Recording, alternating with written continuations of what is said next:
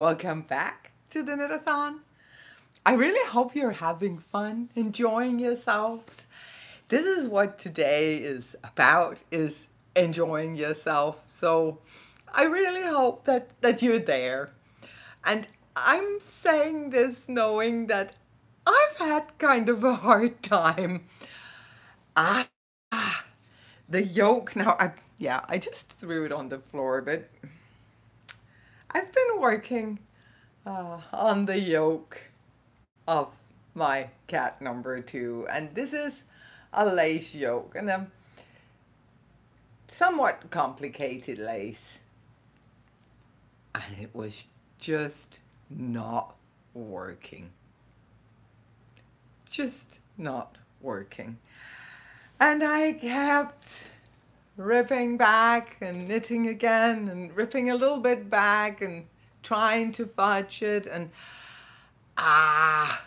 then finally I was like, no.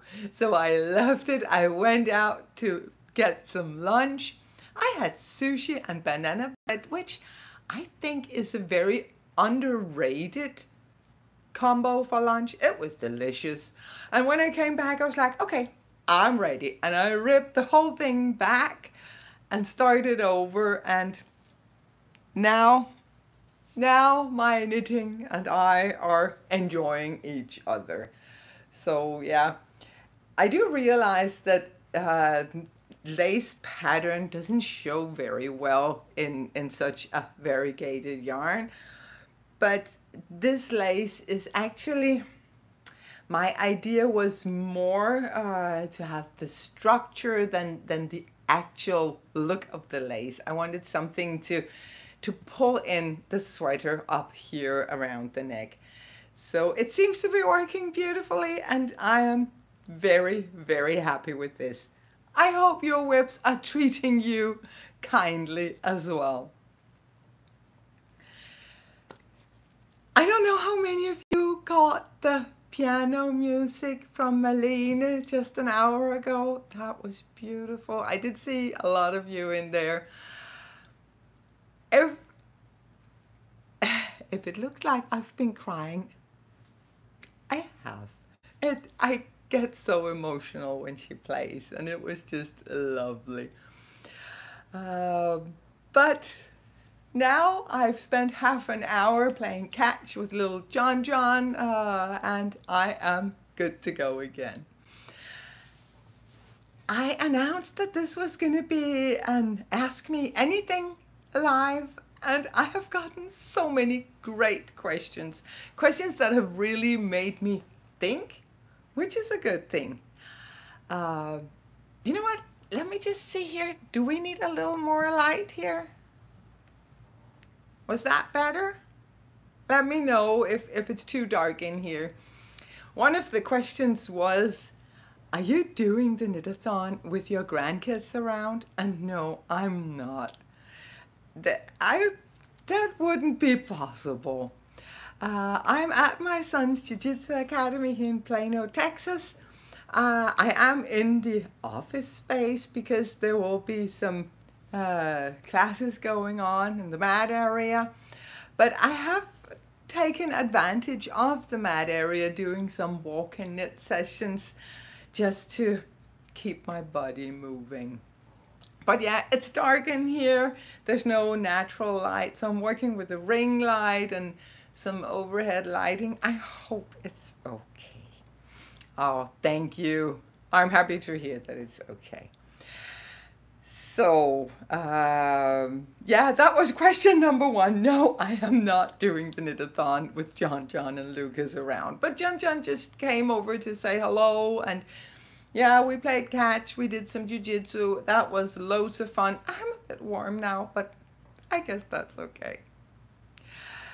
One question that I got so many times was, why do I podcast in both English and Danish? And there's a really simple answer to that.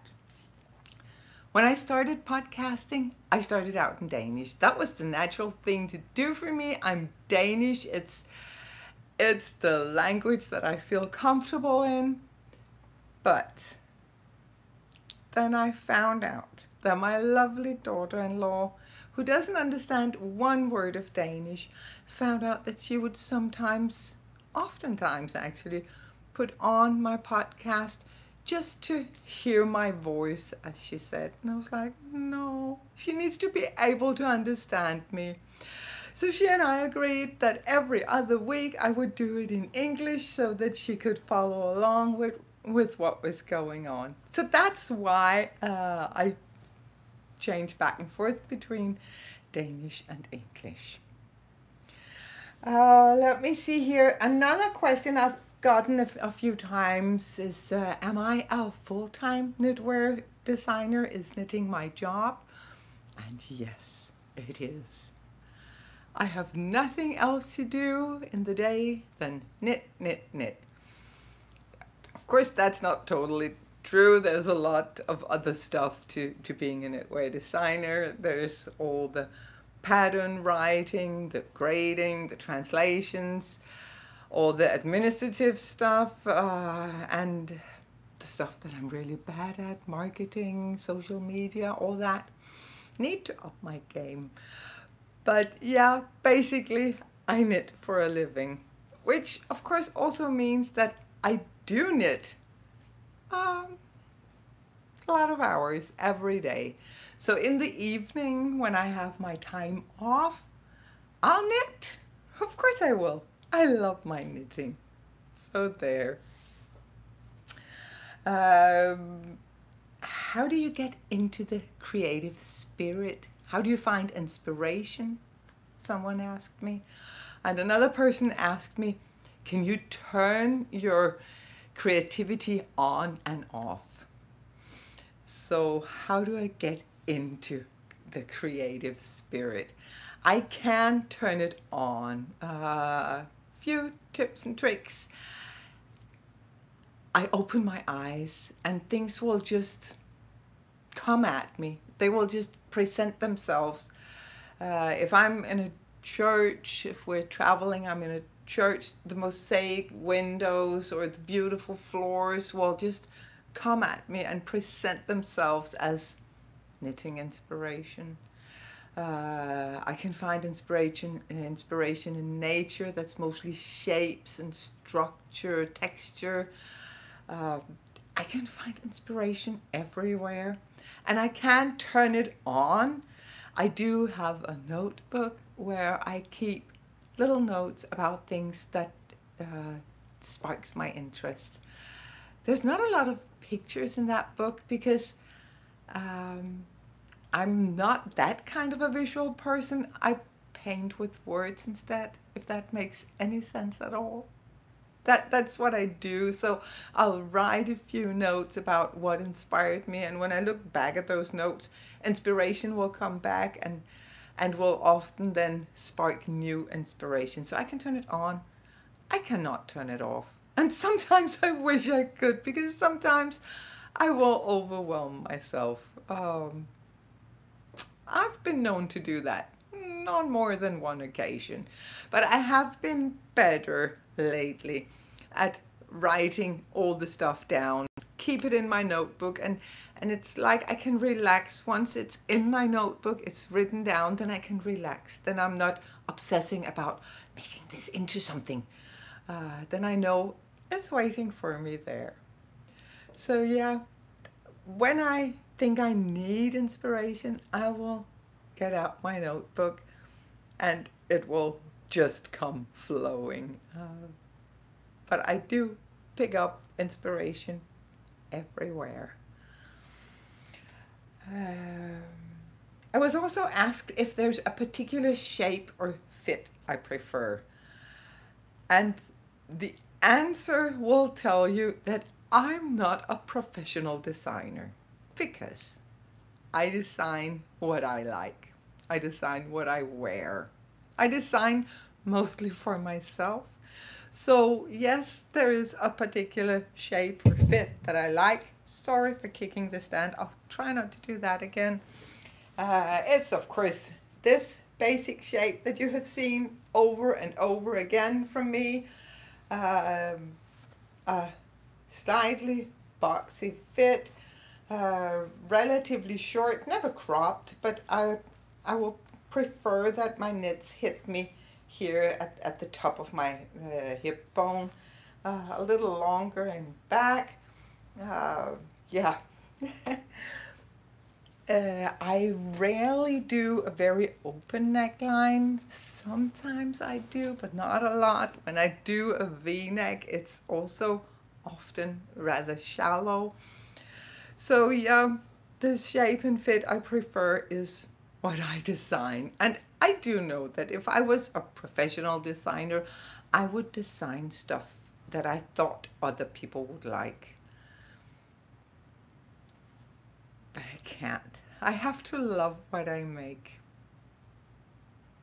And then, yeah, often I am surprised when I see other people knitting up my designs, when I see them wearing them, and I'm like, wow, that looks amazing if they make like less ease or a longer version, or make all those little modifications that it's just why we knit. It's because we can make something that is exactly right for our bodies. And that's a huge inspiration to me, to see how people change things around to make it their own. I was also asked what I think about acrylics, acrylic yarns. And I absolutely think that there's a place for them. Maybe that's an unpopular opinion, but I have to keep it real here. I can't keep up a facade for 24 hours, so I'm just gonna let go. Yeah, I do think that there is a place for acrylic yarns. I used acrylics when I made the little suit for my latest grandson, Theo. And that was simply for practical reasons. His parents will ruin anything that is not acrylic. They can ruin a superwash yarn like nobody's business. Also often in like Christmas decorations, ornaments, stuff like that, I use acrylics. I'll also use an acrylic blend, especially if I'm working with a plant-based fiber like cotton. I actually prefer if there's a little acrylic in to give it just a little bit of bounce. So yeah, definitely a place for it. I don't know that I would knit myself a full sweater in acrylics. I would maybe be concerned that it would be too hot, but I don't know. One thing I will say though is I'm super careful when I'm buying acrylic yarns, because some of them are just horrible to knit with. A while ago, my oldest granddaughter, she had purchased a kit for a Harry Potter scarf. She thought she purchased the scarf. It was just yarn, and she was so disappointed. And for some reason, she had forgotten that her grandmother's superpower was changing yarn into wonderful things. So, but I reminded her, I got the yarn, I started knitting. It was horrible. It was that kind of acrylic that, you know, your hands start sweating right away, and the yarn makes these squeaky little sounds, like you have a little mouse in your hand that is just crying to get out. Yeah, don't like that. But I have found a number of acrylic yarns that are totally okay for me to work with. And yeah, let's all do what we like to do. And let's remember that luxury fibers, hand-dyed wools, it's also lovely. But if we knit a lot, maybe we also have to look at our budget. So often I'll combine a hand-dyed yarn with a more budget-friendly commercial yarn. And I think that that's a great way to make the most of your hand-dyed treasures.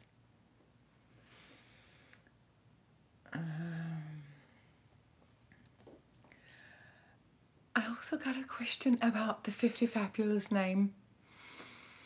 I'm going to change it. That was the name that came from the lifestyle blog that I was writing way back when. A friend and I, we were sitting one day talking about how there were so many blogs. You can hear when I'm talking about blogs, we're going back quite a few years. We didn't feel that there were any blogs for us. I had just turned 50 at that point. She's a few years older than me. And so we decided, well, if we want a blog for grown-up women, then maybe somebody else also wants a blog for grown-up women. And we decided that we wanted to call it 50Fabulous because we wanted to celebrate the 50s. It's, for me personally, best time of my life ever. I would never agree to be younger. I love being in my 50s. Everything has just come together beautifully. So we wanted to celebrate our 50s, and 50Fabulous was a great name for a blog that was about home decor, cooking, different celebrations, beauty, books, theater, movies, all sorts of things. Oh, you say I can't change the name? Well, I am thinking about it, but it's difficult because I am quite attached to the name. But let's see. I don't know that it's the perfect name for knitting.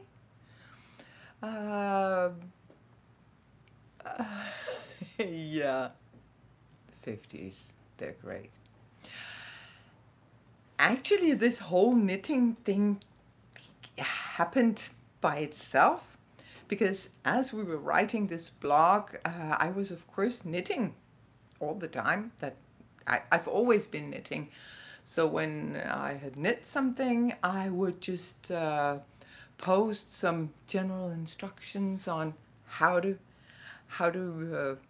make what I had just made, and suddenly we could see that all the traffic on the blog was actually toward these knitting posts, and yeah, so it became more and more about the knitting, and I'm not sad about it. Knitting is it's my favorite activity. So, but that's why I have the 50Fabulous name. And there was another question about names. And that was from a Danish person who asked me, how did Miss get her name? Maybe I owe it to non-Danish speakers to let you know that Miss in Danish actually means kitty cat or something like that. So it's maybe not the most obvious name for a dog. Peter and I, our first dog was called Mistral, named after the wind in France. But he was always just Miss.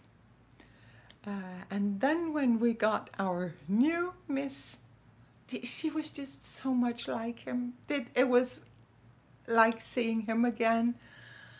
The name just fit her, Miss. So that's her name, and there's no good reason for it.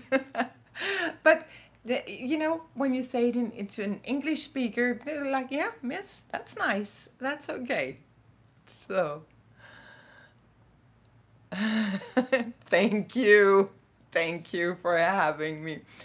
I am so grateful for this community that has built around this channel and the knitting community in general. The knitters are just nice people, and I love it, and I love that we have these 24 hours to celebrate how nice we are. That is lovely.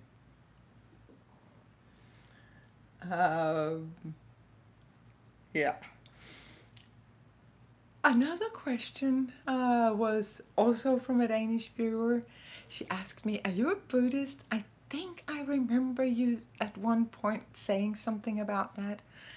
And yes, I am. I'm actually an ordained Buddhist minister. I did 12 years of formal temple training. I did a master's degree in Buddhist studies, and I am a practicing Buddhist. It informs the way that I relate to the world. It is something that brings me joy every single day. So I don't think I'd be able to stay happy, stay grounded with this kind of crazy life that we're living if I didn't have my sacred space, my mindfulness exercises, my meditations, some devotional practices. So yes, I am a Buddhist and very happy to be so. I was kind of hoping that it would take me longer to go through these questions, because the last one is one that I have had such a hard time answering. But I'll try. Please don't hate me if I say something wrong here. But someone asked me, what is, in your opinion, the best and the worst about Denmark, Italy, and Texas, the three places where I stay, live my life? The best, that's easy, but the worst? Do I really want to say that out loud? I wouldn't want to hurt anyone, but let's try. Best thing about Texas, since this is where I am now, the best thing about Texas, I have said that before, that's the people. The kindest people in the world. Everyone here is just friendly, helpful, kind. You're never just walking alone. There's always someone smiling at you or just saying hi or waving and coming up to you in the street or in the shop, complimenting your knits or your gray hair. Or people are just so nice. If you've never been to Texas, you need to go. Texas is wonderful. Go to Texas for all the people watching. Worst thing about Texas? The first thing that came to mind was actually that everyone here, they have all this kindness and all this being very polite. They're raised with it. It comes so natural to them. I can see it in little John. He's 3 and he is the most polite child I have ever seen. I was not raised like that.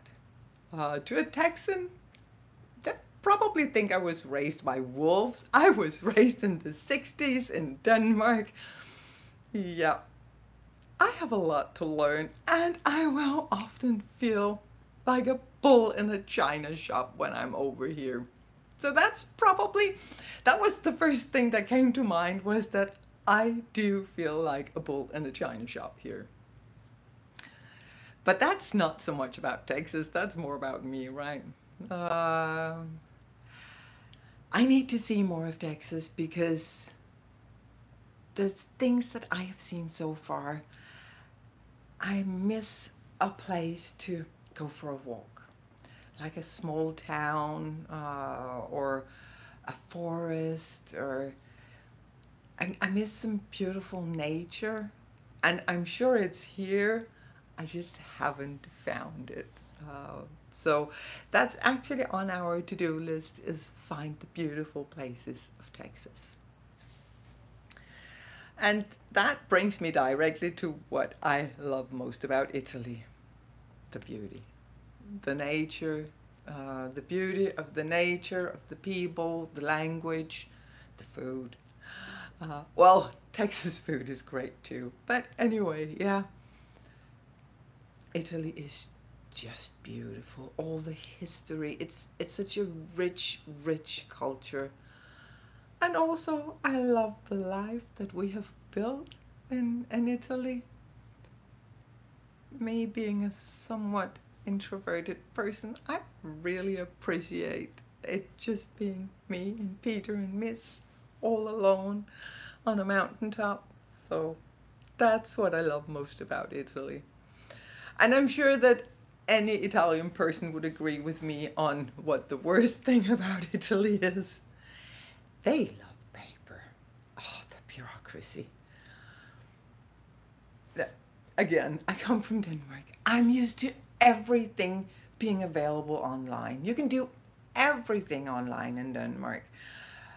In Italy, they want paper. Let's cut down a forest and shuffle some paper around. And nobody really knows what paper they need, which form is appropriate, but we're gonna need the forms. So that's something that I have learned to laugh at, but in the beginning it was like, no. Denmark is super difficult because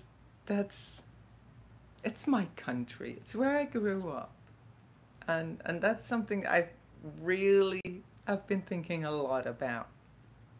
I think what I appreciate most about Denmark and what I'm using as a selling point for my son and daughter-in-law to move back to Denmark is the safety, the security, because we do have a super good system in Denmark where there's free healthcare, free education.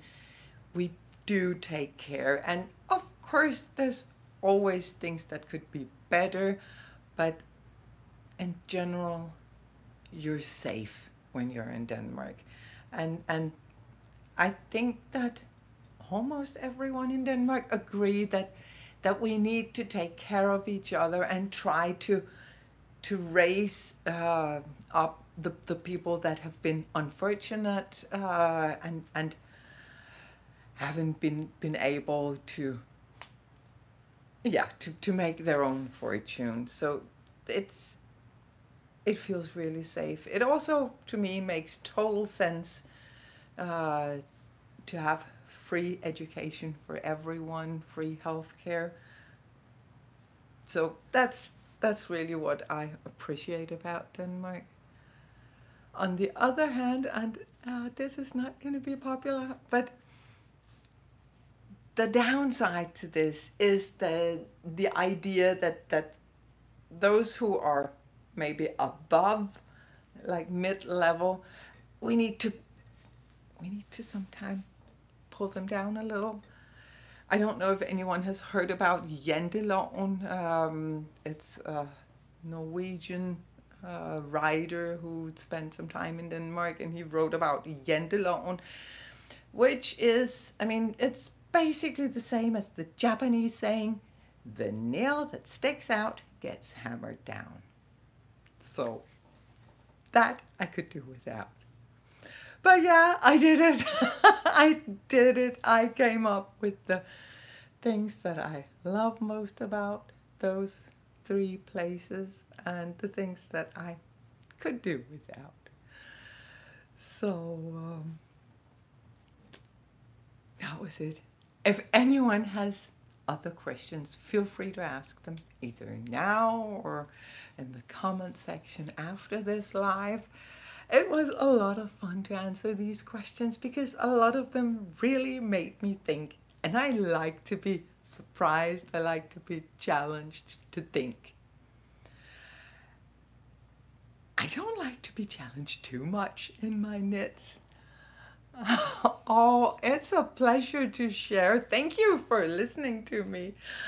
There's no fun in sharing if nobody's listening, right? I really hope that my knitting and I are now on good terms. I am 3 rounds away from finishing the lace portion. From then on, it's just going to be knit, knit, knit in the round. Totally relaxing, which is absolutely perfect because during the first part of the day where I was all whoop whoop, I could do the complicated stuff, and now I'm able to settle in with some more or less mindless knitting. There's still lots of podcasting going on. There's not too much the next couple of hours. Jane from Mindful Knitting is going to go live in a little more than an hour and a half. You should really try to catch that one. And then I will be on again at 8 o'clock. And at that time, I am...